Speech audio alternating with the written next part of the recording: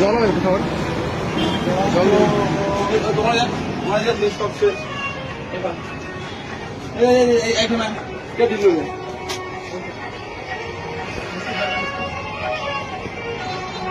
সারাদিনে হারিয়ে জল হয়ে যাবে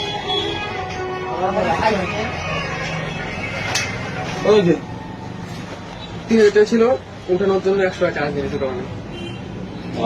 বলতে হবে কথা বলছিল হ্যাঁ চার বছর না না 3000 কথা হয়েছে 3000 কথা হয়েছে ডাক দিন তোর নাই নাই আমাদের একটা করে আর গাছ ছিল একদম খালি পকেটে একদম কিচ্ছু নেই।